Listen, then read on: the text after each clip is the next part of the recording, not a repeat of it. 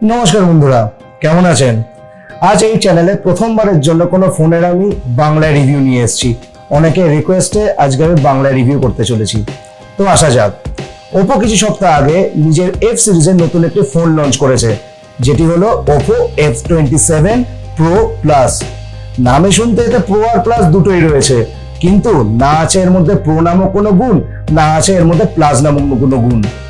এই ফোনটিকে দেখার পর ওপোকে আমি শুধু একটাই কথা বলতে চাই, আমি জানি না ওপো এই টাইপের ফোন কেন বানায়, কেন লঞ্চ করে। আমার তো মনে হয় এই ফোনটা নেওয়া মানে পয়সা বরবাদ। তাহলে আসুন এই ফোনটার একটা অনেস্ট রিভিউ দেওয়া যাক, একটা অনেস্ট ওপিনিয়ন দেওয়া যাক।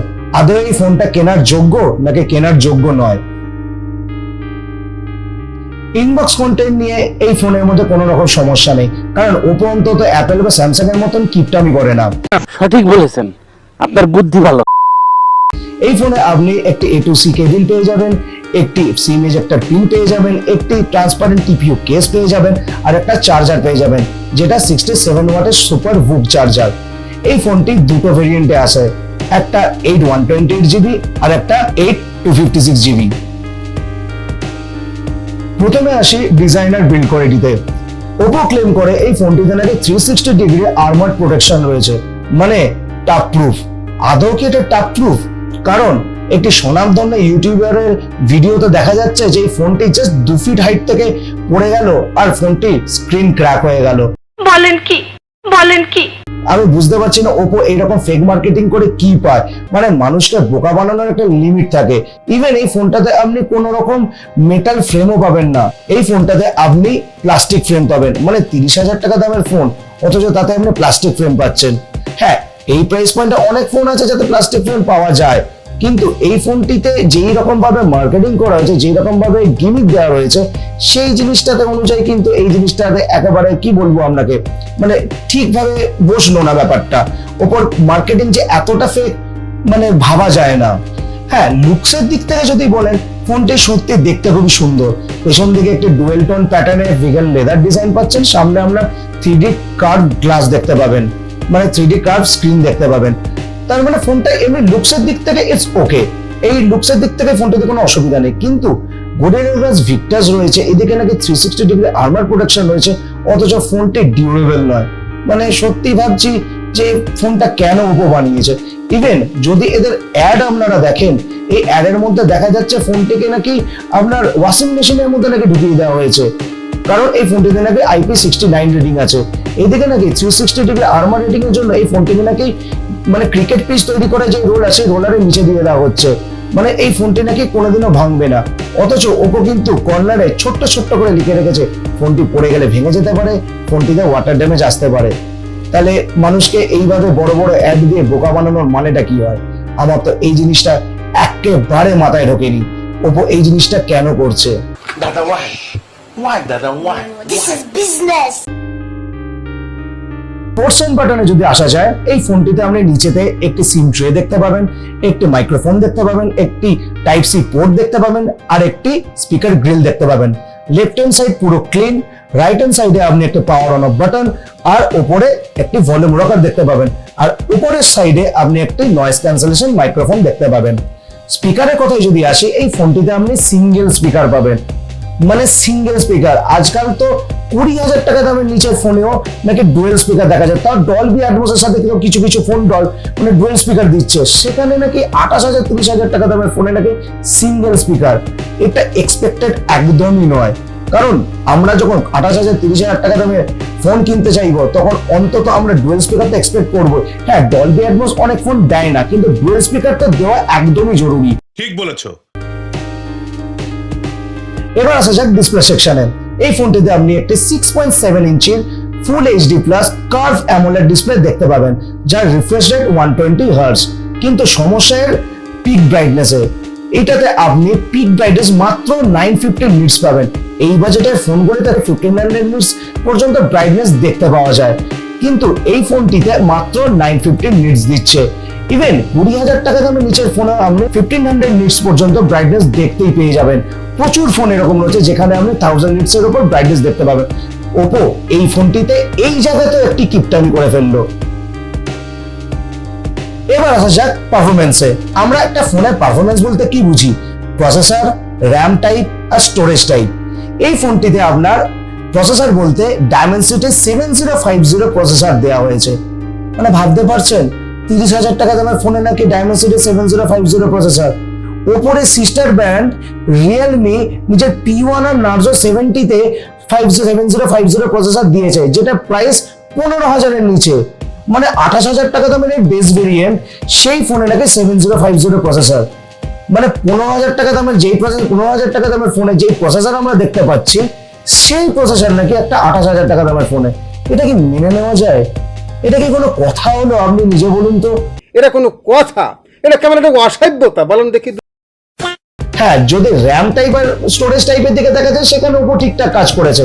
এটাতে আপনি LPDDR4X র্যাম দেখতে পাবেন, UFS 3.1 স্টোরেজ দেখতে পাবেন, ইটস ওকে।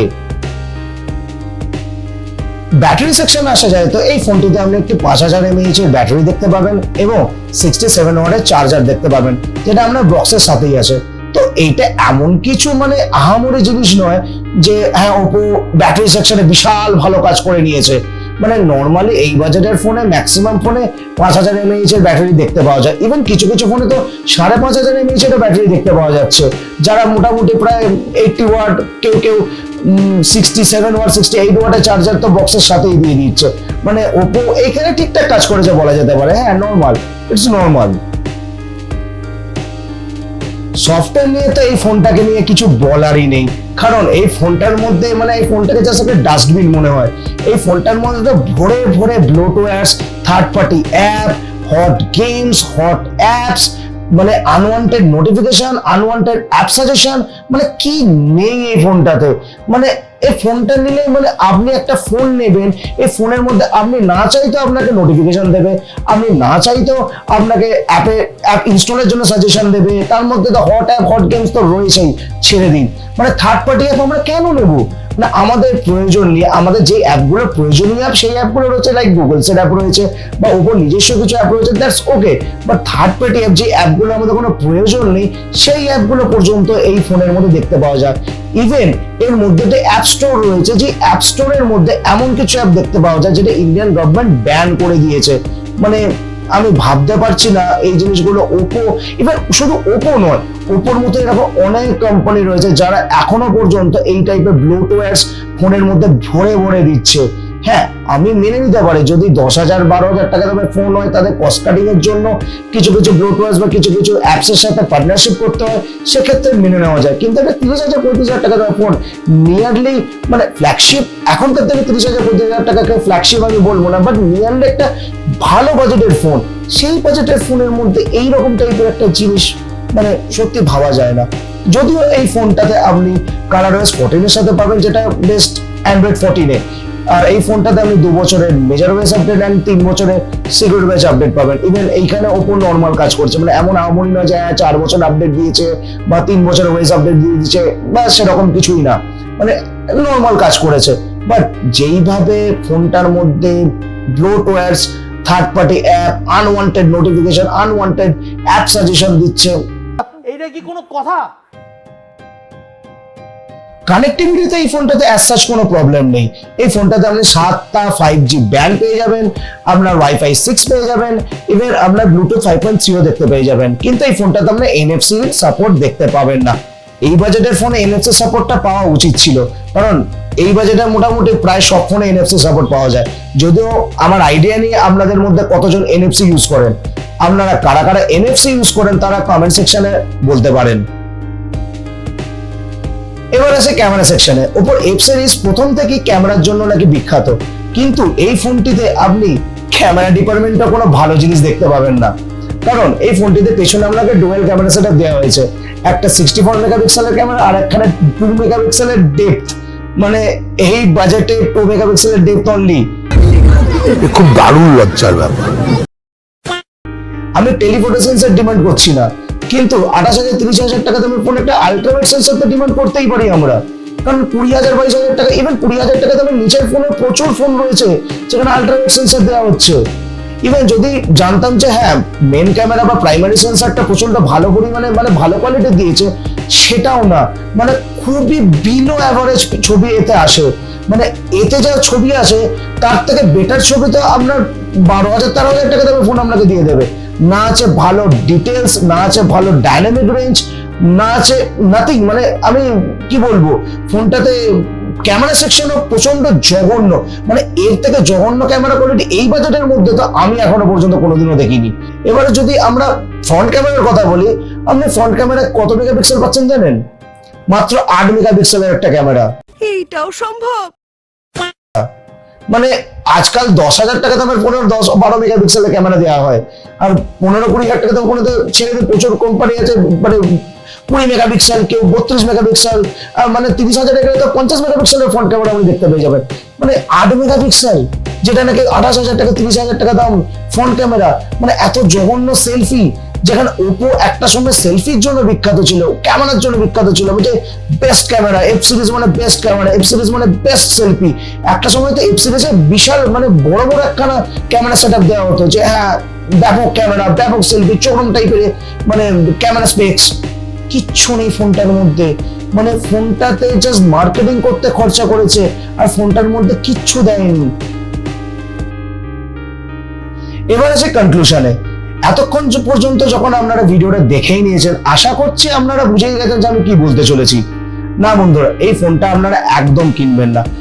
আমি ওপোর কেন, এই বাজেট কেন, আমি এর থেকে জঘন্য ফোন এই বাজেটের মধ্যে আজ পর্যন্ত আমি দেখিনি।